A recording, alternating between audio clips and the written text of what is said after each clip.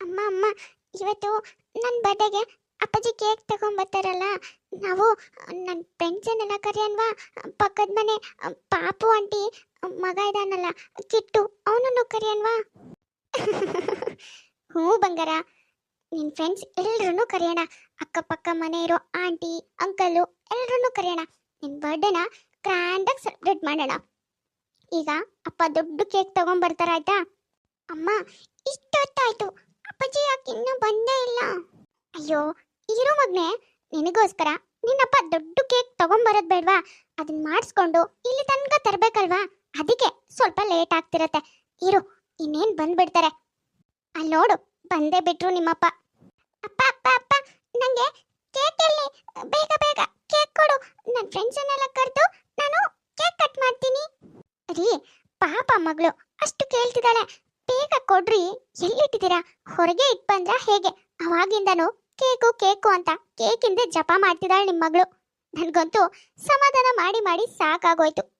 ಮುದ್ದು ಮರಿ, ನನ್ನ ಮಗಳು ಬರ್ಡೇ ಅಲ್ವಾ ಅಂತ ನಾನು ನಿನ್ಗೋಸ್ಕರ ಇಷ್ಟು ದೊಡ್ಡ ಲಾಲಿಪಾಪ್ ತಗೊಂಡು ಬಂದಿದ್ದೀನಿ. ತಗೋ. ಅಪ್ಪಾಜಿ ಅಪ್ಪಾಜಿ, ಲಾಲಿಪಾಪು ಆಮೇಲೆ ತಿಂತೀನಿ.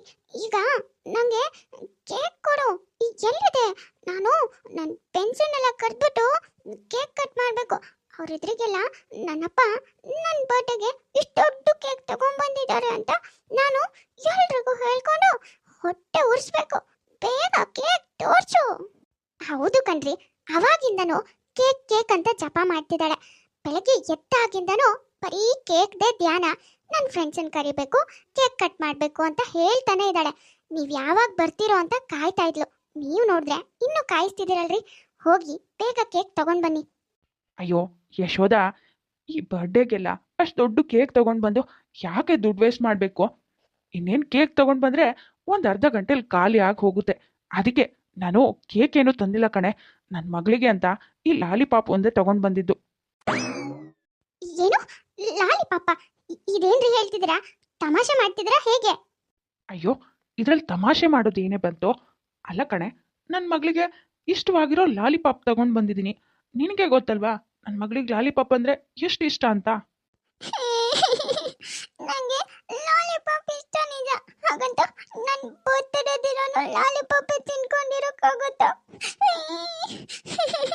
ನಾನು ಇವತ್ತು ನನ್ನ ಫ್ರೆಂಡ್ಸನ್ನೆಲ್ಲ ಕರೆದ್ಬಿಟ್ಟು ದೊಡ್ಡದಾಗಿ ನನ್ನ ಬರ್ಡೇ ಸೆಲೆಬ್ರೇಟ್ ಮಾಡಬೇಕು ಅನ್ಕೊಂಡಿದ್ದೆ. ಆದರೆ ನೀನು ಒಂದು ಲಾಲಿಪಾಪ್ ತಗೊಂಡು ಬಂದಿದ್ದೆ. ನನಗೆ ಲಾಲಿಪಾಪು ಬೇಡ, ಏನು ಬೇಡ. ನಂಗೆ ಬರ್ಡೇನೂ ಬೇಡ, ಏನು ಬೇಡ. ಅಯ್ಯೋ ಮಗಳೇ, ಪುಟ್ಟಮ್ಮ, ಇರು ಮಗನೇ, ಇಲ್ಲೋಡು ಸಿಂಚು. ಅಯ್ಯೋ ಅಯ್ಯೋ ಅಯ್ಯೋ, ಇದೇನ್ರಿ ಇದು? ನಿಮ್ ಚುಕ್ತನಕ್ಕಿಷ್ಟು ಬೆಂಕಿ ಹಾಕ. ಅಲ್ಲ, ಮದ್ವೆ ಆ ತಾರೀಕಿನಿಂದ ನಾನು ನೋಡ್ತಾನೆ ಇದ್ದೀನಿ. ಅದ್ ಎಷ್ಟು ಜುಕ್ತನ ಮಾಡ್ತಿರ್ರಿ. ಈಗ ಮಗಳು ಹುಟ್ಟಿದಾಳೆ, ಅಟ್ಲೀಸ್ಟ್ ಮಗಳ ಬರ್ಡೇಗಾದ್ರೂ ಒಂದು ಒಳ್ಳೆ ಕೇಕ್ ತಗೊಂಡ್ ಬರ್ತೀರಾ, ಅವಳ ಖುಷಿನ ಬಯಸ್ತೀರಾ ಅಂತ ನಾನು ಅನ್ಕೊಂಡಿದ್ರೆ ನೀವು ಒಂದೇ ಒಂದು ಲಾಲಿಪಾಪ್ ತಗೊಂಡ್ ಬಂದಿದ್ರಲ್ರಿ. ಪಾಪ ನನ್ನ ಮಗಳು ಅದ್ ಎಷ್ಟು ನೋವು ಮಾಡ್ಕೊಂಡ್ಲು, ಅದ್ ಎಷ್ಟು ಹತ್ತು ಗೋಗರಿತಾ ಇದ್ದಾಳೆ. ನಿಮ್ಗೆ ನನ್ನ ಮಗಳ ಖುಷಿಗಿಂತನೂ ನಿಮ್ ಜುಗ್ತನೇ ಹೆಚ್ಚಾಯ್ತಲ್ವಾ? ದುಡ್ಡು ಉಳಿಸಿ ಅದ್ ಏನ್ ಕೋಟೆ ಕಟ್ಬೇಕು ಅನ್ಕೊಂಡಿರೇನ್ರಿ? ಯಶೋದ, ಸಾಕು ಬಾಯಿ ಮುಚ್ಚೆ. ಅಲ್ಲ, ಜುಗ್ಗ ಜುಗ್ಗ ಅಂತ ಹೇಳ್ತಿದ್ಯಲ್ಲ, ನಾನೇನು ಬೇರೆಯವ್ರಿಗೆ ಮಾಡ್ತಾ ಇದ್ದೀನಿ ನೋಡು. ನನಗೇನು ಗೊತ್ತಿಲ್ವಾ? ಸುಮ್ಮನೆ ಅಷ್ಟು ದೊಡ್ಡ ಕೇಕ್ ತಗೊಂಡು ಬಂದು ಖರ್ಚು ಮಾಡಿ ದುಡ್ಡೆಲ್ಲ ವೇಸ್ಟ್ ಮಾಡೋಕ್ಕಿಂತ ಈ ಚಿಕ್ಕ ಪುಟ್ಟ ಲಾಲಿಪಾಪು ಚಾಕ್ಲೇಟು ಇದೇ ಸಾಕು. ಸೆಲೆಬ್ರೇಟ್ ಮಾಡೋದಕ್ಕೆ ಇಷ್ಟಿದ್ರೆ ಸಾಕು. ನಾವು ನಮ್ಮ ಮಗಳನ್ನ ಹೆಂಗೆ ನೋಡ್ಕೋತೀವಿ, ಎಷ್ಟು ಪ್ರೀತಿ ಕೊಡ್ತೀವಿ ಅನ್ನೋದು ಮುಖ್ಯ. ಅದು ಬಿಟ್ಟು ನಾವು ಎಷ್ಟು ಖರ್ಚು ಮಾಡ್ತೀವಿ ಅನ್ನೋದಲ್ಲ ಕಡೆ. ಸಾಕ್ ಬಾಯಿ ಮುಚ್ಚ್ರಿ. ಮಗಳ ಖುಷಿಗೆ 4 ಪೈಸೆ ಖಾಲಿ ಮಾಡೋದಕ್ಕೂ ಯೋಚನೆ ಮಾಡೋ ನೀವು ಇಷ್ಟುದ್ದ ಭಾಷಣ ಮಾಡ್ತಿದ್ದೀರಲ್ಲ. ನೀವು ಮಾಡಿದ ಕೆಲಸದಿಂದ ಪಾಪ ನನ್ನ ಮಗಳು ಅದು ಎಷ್ಟು ಅಳ್ತಾ ಮಲ್ಗಿದಾಳೋ. ಛೇ!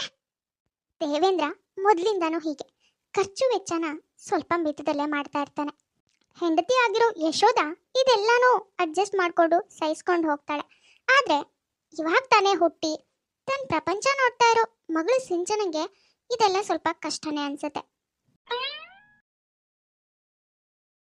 ಹೇ ಶ್ರೀ, ಏನ್ ಗೊತ್ತಾ, ಈ ನೆಕ್ಸ್ಟ್ ವೀಕಲ್ಲಿ ಟ್ರಿಪ್ ಪ್ಲಾನ್ ಮಾಡಿದಾರಲ್ವಾ ಕಾಲೇಜ್ ಕಡೆಯಿಂದ, ಅದು ದಾಂಡೇಲಿಗಂತ ಕಣೆ. ಅದು ಅಲ್ದೇನೆ ಎಲ್ಲರೂ ಬರಲೇಬೇಕು ಅಂತ ಹೇಳ್ತಾ ಇದ್ರು. ಬರೋದಕ್ಕಾಗದೆ ಇರೋರಿಗೆ ಏನು ಮಾಡೋದಕ್ಕಾಗಲ್ಲ. ಬಟ್ ನಾನು ಮಾತ್ರ ಮಿಸ್ಸೇ ಮಾಡಲ್ಲ ಕಣೆ. ಒಬ್ಬೊಬ್ರಿಗೆ 10K ಅಂತೆ. ವಾವ್, ಎಂತ ಮಾತು ಹೇಳ್ದೆ ರಾಜಿ. ನನ್ಗಂತೂ ತುಂಬಾ ಖುಷಿ ಆಗ್ತಿದೆ. ಇವತ್ತೇ ಹೋಗಿ ಮಾಮ್ ಹತ್ರ ಹೇಳ್ಬಿಡ್ತೀನಿ, ನನಗೆ 10,000 ಕೊಟ್ಬಿಡು, ನಾನು ಆರಾಮಾಗಿ ಟ್ರಿಪ್ ಓಡಾಡ್ಕೊಂಡ್ ಬರ್ತೀನಿ ಅಂತ. ಮಾಮ್ ಕೂಡ ಮಿಸ್ ಮಾಡ್ದೆ ನನ್ನ ಕಳ್ಸ್ಕೊಡ್ತಾರೆ. ಯಾವಾಗ್ಲೂ ಹೇಳ್ತಾ ಇರ್ತಾರೆ, ನಿನಗೆ ಇಷ್ಟ ಬಂದಲ್ಲಿ ಹೋಗು, ಎಂಜಾಯ್ ಮಾಡು ಅಂತ. ನಾನಂತೂ ತುಂಬಾ ಎಕ್ಸೈಟ್ಮೆಂಟ್ ಅಲ್ಲಿ ಇದ್ದೀನಿ ಕಣೆ. ಯಾವಾಗ ಹೋಗ್ತೀವೋ ಅಂತ ಕಾಯ್ತಾ ಇದ್ದೀನಿ. ಅಪ್ಪ, ಏ ಸಿಂಚು, ನೀನೇನ್ ಮಾಡ್ತೀಯಾ? ನೀನು ನಮ್ ಜೊತೆ ಬರ್ತೀಯಾ ತಾನೆ? ಹಾ, ಅದು ನೀನೊಳೆ ಹೋಗಿ ಹೋಗಿ ಅವಳನ್ನ ಕೇಳ್ತಿದ್ಯಲ್ಲೇ. ಅಲ್ಲ, ನಿನಗೆ ಗೊತ್ತಲ್ವಾ ಅವರಪ್ಪ ಎಷ್ಟು ಜುಗ್ಗ ಅಂತ. ಹೀಗಿರುವಾಗ 10,000 ಕೊಟ್ಟು ದಾಂಡಲಿಗೆ ಟ್ರಿಪ್ ಕಳಿಸ್ತಾರ. ವಾ, ಫನ್ನಿ. ಹೇ, ಹಾಗೆಲ್ಲ ಏನೂ ಇರಲ್ಲ. ನಮ್ಮಪ್ಪನೂ ಕಳ್ಸ್ಕೊಡ್ತಾರೆ. ನಾನು ಬರ್ತೀನಿ, ನೋಡ್ತಾ ಇರು. ಇವತ್ತೇ ಹೋಗಿ ಅಪ್ಪನ ಹತ್ರ ದುಡ್ಡು ಇಸ್ಕೊಂಡ್ ಬಂದು ನಾಳೆನೆ ಮೇಡಮ್ ಕೊಡ್ತೀನಿ. ಅವಾಗ ನಿನಗೆ ಗೊತ್ತಾಗತ್ತೆ. ಹೋಗು, ನಾವು ಒಂದ್ ವಾರ ಟ್ರಿಪ್ ಓಡಾಡ್ಕೊಂಡ್ ಬರ್ತೀವಿ. ಅಲ್ಲಿವರೆಗೂ ನೀನು ಒಂದ್ ವಾರ ಮನೇಲೇ ಇರುವಂತೆ. ನಿಮ್ಮಪ್ಪ ಅಂತೂ ₹1 ಕೊಡೋದಕ್ಕೂ ಯೋಚನೆ ಮಾಡ್ತಾರೆ. ಹಾಗಿರುವಾಗ ನಿನ್ನನ್ನ 10,000 ಕೊಟ್ಟು ನಮ್ ಜೊತೆ ಟ್ರಿಪ್ಪಿಗೆ ಕಳಿಸ್ತಾರ. ಏನ್ ಕನ್ಸ್ ಕಾಣ್ತಾ ಇದ್ದಾಳೆ. ಅದು ನಿಜಾನೇ ಅನ್ನೋ. ಅವರಪ್ಪ ಎಷ್ಟು ಚುಕ್ಕ ಅಲ್ವೇನೆ. ₹1 ಖಾಲಿ ಮಾಡೋದಕ್ಕೂ ಯೋಚನೆ ಮಾಡ್ತಾರೆ. ಅದ್ರಲ್ಲೂ ಇವಳಿಗೆ ₹1 ಪಾಕೆಟ್ ಮನಿ ಕೂಡ ಕೊಡಲ್ಲ. ಅಬ್ಬಬ್ಬಾ, ಅಂತವ್ರ ಜೊತೆ ಅದು ಹೆಂಗಿರ್ತಾಳೋ ಇವಳು. ನನಗಂತೂ ನಮ್ ಡ್ಯಾಡು ಪಾಕೆಟ್ ಮನಿ ಅಂತಾನೆ 500 ಕೊಡ್ತಾರೆ ಕಣೆ. ನನ್ಗಂತೂ ಯಾವ ಖರ್ಚಿಗೂ ಏನ್ ಪ್ರಾಬ್ಲಮ್ಮೂ ಇಲ್ಲ. ಅವಳು ₹1 ಚಾಕ್ಲೇಟ್ ತಗೊಬೇಕಂದ್ರೂ 1000 ಸರಿ ಯೋಚನೆ ಮಾಡ್ಬೇಕು.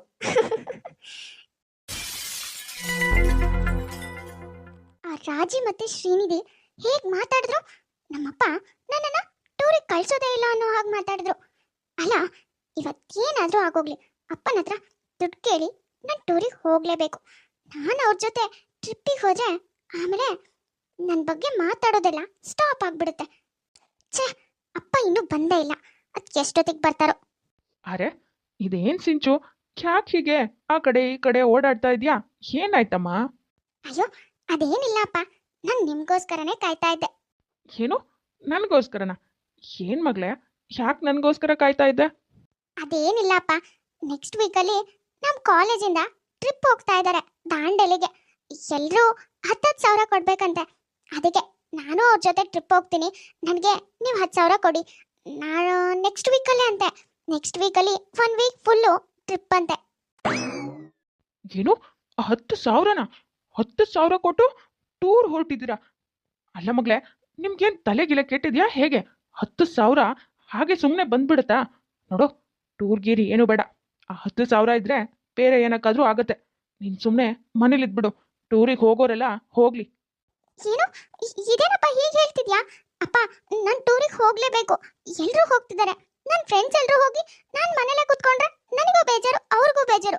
ನೋಡಿಯಪ್ಪ, ಅದೇನ್ ಮಾಡ್ತಿರೋ ನನಗೆ ಗೊತ್ತಿಲ್ಲ. ನಾನಂತೂ ಟೂರಿಗೆ ಹೋಗ್ಬೇಕು. ಸಿಂಚನ, ಒಂದ್ಸತಿ ಹೇಳ್ದೆ ತಾನೆ. ನೋಡು, ಟೂರ್ ಗೀರ್ ಏನು ಬೇಡ. ನಿಮ್ ಕಾಲೇಜಲ್ಲಿ ನಿಮ್ ಸರಿಗೆಲ್ಲ ತಲೆ ಕೆಟ್ಟಿದೆ ಅನ್ಸುತ್ತೆ. ಅದಕ್ಕೆ ಬೇಕಾಬಿಟ್ಟಿ ದುಡ್ಡು ಖರ್ಚು ಮಾಡ್ತಿದ್ದಾರೆ. ದುಡ್ಡಿಗೇನ್ ವ್ಯಾಲ್ಯೂ ಇಲ್ವಾ? ನೋಡು, ಟೂರಿಗೇನು ಬೇಡ, ಸುಮ್ಮನೆ ಮನೇಲಿರು. 1 ವಾರ ರಜೆ ಇದ್ರೆ ಅಜ್ಜಿ ಮನೆಗೆ ಹೋಗ್ಬಾ. ಅದ್ಬಿಟ್ಟು ಈ ದುಡ್ಡಿನ ಖರ್ಚಿಂದೆಲ್ಲ ಯಾವುದು ಬೇಡ. ಅಪ್ಪ, ಅಪ್ಪ ನಿಂತ್ಕೊಳ್ಳಿ ಅಪ್ಪ. ಅಪ್ಪ, ಅಮ್ಮ, ನೀನಾದ್ರೂ ಹೇಳಮ್ಮ. ಎಲ್ಲರೂ ಟೂರಿಗೆ ಹೋಗ್ತಿದ್ದಾರೆ. ಅಪ್ಪ, ನೀನಾದ್ರೂ ಹೇಳಮ್ಮ, ದುಡ್ಡು ಕೊಡ್ಸಮ್ಮ. ಅಲ್ಲ ಕಣೆ ಸಿಂಚು, ನಿಮ್ಮಪ್ಪ ₹1-2 ಕೊಡುವಾಗ್ಲೇ ಯೋಚನೆ ಮಾಡ್ತಾರೆ. ನೀನ್ ನೋಡಿದ್ರೆ ದಿಢೀರಂತ 10,000 ಕೇಳ್ತಿದ್ಯಾ. ಅವರು 10,000 ಕೊಡ್ತಾರೇನೆ.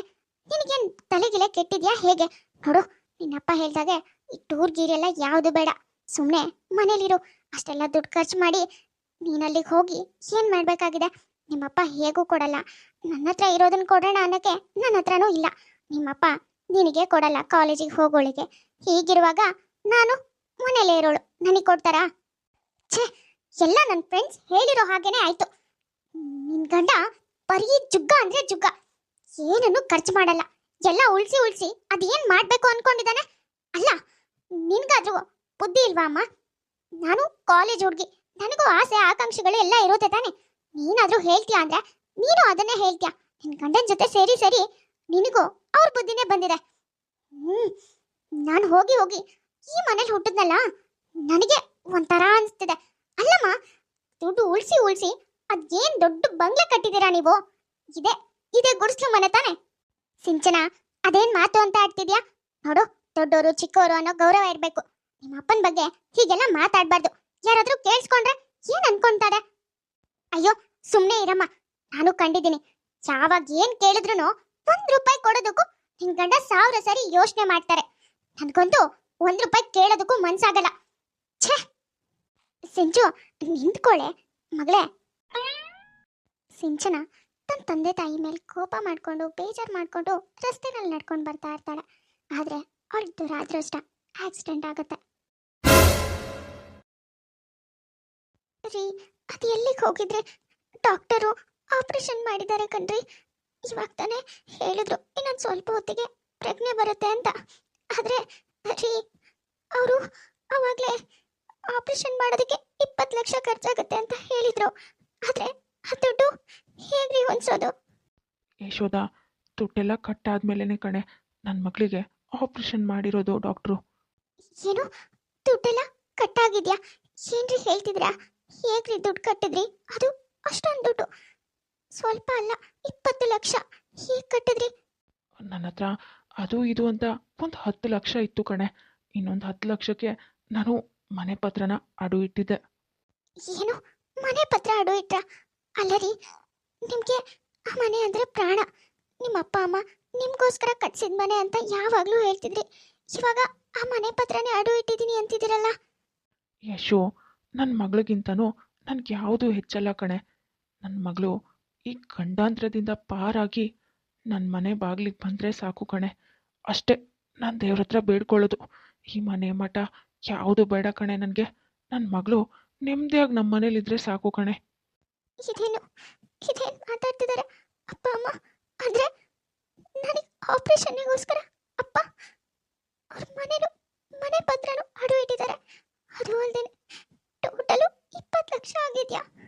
ಅಯ್ಯೋ, ₹1 ಕೊಡದೇ ಇರೋ ಅಪ್ಪ ಇವತ್ತು ನನಗೋಸ್ಕರ 20 ಲಕ್ಷ ಕೊಟ್ಟಿದಾರ. ಛೇ, ನನ್ನ ಅಪ್ಪನ ಬಗ್ಗೆ ಎಷ್ಟು ತಪ್ಪು ತಿಳ್ಕೊಂಡಿದೆ.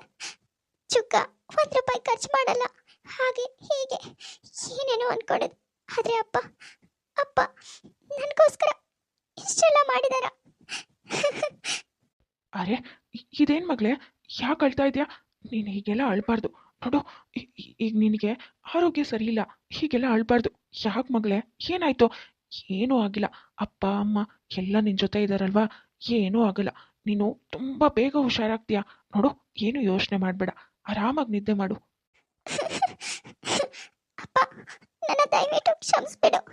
ನೀನ್ ದುಡ್ಡು ಖರ್ಚು ಮಾಡಲ್ಲ ಅಂತ ನಿನಗೆ ತುಂಬಾ ಮನ್ಸಿಗೆ ನೋವು ಮಾಡ್ಬಿಟ್ಟೆ, ಬಾಯಿಗೆ ಬಂದಂಗೆ ಮಾತಾಡ್ಬಿಟ್ಟೆ ಅನ್ಸುತ್ತೆ. ದಯವಿಟ್ಟು ಕ್ಷಮಿಸ್ಬಿಡಪ್ಪ. ಇನ್ಯಾವತ್ತು ನಾನು ನಿನ್ನ ಬಗ್ಗೆ ಹಾಗೆಲ್ಲ ಹಗುರವಾಗಿ ಮಾತಾಡಲ್ಲ. ಸಾರಿ ಅಪ್ಪ. ಅರೆ, ಅದೆಲ್ಲ ಇವಾಗ ಯಾಕೆ? ನೋಡು, ನೀನು ನನ್ನ ಮಗಳು. ಬೈದ್ರು ಏನೇ ಹೇಳಿದ್ರು ಅದು ಯಾವುದು ನನ್ನ ಮನ್ಸಿಗೆ ತಾಗಲ್ಲಮ್ಮ. ನೋಡು, ನೀನು ಅದ್ರ ಬಗ್ಗೆ ಎಲ್ಲ ಯೋಚನೆ ಮಾಡಬಾರ್ದು. ನಾನು ನಿನ್ನಪ್ಪ ಇರುವಾಗ ನೀನು ಯಾವುದ್ರ ಬಗ್ಗೆನೂ ಚಿಂತೆ ಮಾಡಬಾರ್ದು, ಆಯಿತಾ? ಇವಾಗ ರೆಸ್ಟ್ ಮಾಡು. ಇನ್ನು 2 ದಿನದಲ್ಲಿ ನಾವು ಮನೆಗೆ ಹೋಗ್ಬಿಡೋಣ. ಹಾಗೆಲ್ಲ ಏನು ಯೋಚನೆ ಮಾಡಬೇಡ. ನನ್ನ ಮುದ್ದು ಮರಿ ಅಲ್ವಾ, ನಿದ್ದೆ ಮಾಡಮ್ಮ, ನಿದ್ದೆ ಮಾಡು. ಅಪ್ಪನ ಬಗ್ಗೆ ತುಂಬಾ ಹಗುರವಾಗಿ ಸಿಂಚನ ಯೋಚನೆ ಮಾಡಿರ್ತಾಳೆ. ಆದ್ರೆ ಅಪ್ಪ ತನಗೋಸ್ಕರ ಇಷ್ಟೆಲ್ಲ ಮಾಡ್ತಾರೆ ಅಂತ ಗೊತ್ತಾದ್ಮೇಲೆ ತಾನು ಯೋಚನೆ ಮಾಡಿದ್ದು ತಪ್ಪು ಅನ್ನೋದು ತುಂಬಾ ಚೆನ್ನಾಗಿ ಅರ್ಥ ಆಗುತ್ತೆ. ಹಾಗೆ ತನ್ನ ತಂದೆ ಹತ್ರ ಕ್ಷಮೆನೂ ಕೇಳ್ತಾಳೆ. ನಿಜ ಅಲ್ವಾ? ಅದೆಷ್ಟೋ ಅಪ್ಪಂದ್ರು ನೋಡೋದಕ್ಕೆ ತುಂಬಾ ಜುಗ್ರು ಹಾಗೇನೆ ಕಾಣಿಸ್ತಾರೆ. ಆದ್ರೆ ಅವ್ರ ಹಿಂದೆ ಎಷ್ಟೆಲ್ಲ ಆಲೋಚನೆಗಳಿರುತ್ತೆ, ಯೋಚನೆಗಳಿರುತ್ತೆ. ಅದರಿಂದ ತನ್ನ ಮಕ್ಕಳಿಗೆ ಎಷ್ಟೆಲ್ಲ ಉಪಯೋಗ ಆಗಬೇಕು ಅನ್ನೋದ್ರ ಬಗ್ಗೆ ಚಿಂತನೆಗಳಿರುತ್ತೆ. ಹಾಗೆ ತಮ್ಮೂರಿಗೆ ಒಂದು ಕಷ್ಟ ಅಂತ ಬಂದಾಗ ಹಿಂದು ಮುಂದು ಏನೂ ನೋಡ್ದೇನೆ ತಮ್ಮ ಹತ್ರ ಇರೋದನ್ನೆಲ್ಲ ಕಣ್ಣು ಮುಚ್ಕೊಂಡು ಅವ್ರಿಗೋಸ್ಕರನೇ ಖರ್ಚು ಮಾಡಿಬಿಡ್ತಾರೆ. ಇದೇ ಅಲ್ವಾ ತಂದೆ ಪ್ರೀತಿ ಅಂದರೆ? ರಾಜೇಶ್ವರಿ ಅನ್ನೋರು ಕಮೆಂಟ್ ಮಾಡಿದ್ರು, ಇವತ್ತು ಅವ್ರ 17ನೇ ವರ್ಷದ ಮದುವೆ ವಾರ್ಷಿಕೋತ್ಸವ ಅಂತ ವಿಶ್ ಮಾಡಿ ಅಂತ. ಹಾಯ್, ಯಾವಾಗಲೂ ನಿಮ್ಮ ಜೀವನದಲ್ಲಿ ಖುಷಿಯಾಗಿರೋ ಹಾಗಾಗಲಿ, ಗಂಡ ಹೆಂಡತಿ ಇಬ್ಬರು ಸಂತೋಷವಾಗಿರಿ ಅಂತ ಹಾರೈಸ್ತಾ ಇದ್ದೀನಿ. Wish you happy wedding anniversary Shridhar ಹಾಗೆ ರಾಜೇಶ್ವರಿ ಅವರಿಗೆ. ನೋಡಿದ್ರಲ್ಲ ವೀಕ್ಷಕರೇ, ಇವತ್ತಿನ ಈ ವಿಡಿಯೋ ನಿಮಗೆ ಸ್ವಲ್ಪನಾದರೂ ಇಷ್ಟ ಆಗಿದ್ರೆ ಪ್ಲೀಸ್ ನಮ್ಮ ಯೂಟ್ಯೂಬ್ ಚಾನಲ್ನ ಸಬ್ಸ್ಕ್ರೈಬ್ ಮಾಡ್ಕೊಳ್ಳಿ, ಲೈಕ್ ಮಾಡಿ, ಶೇರ್ ಮಾಡಿ, ಹಾಗೆ ಕಮೆಂಟ್ ಮಾಡಿ.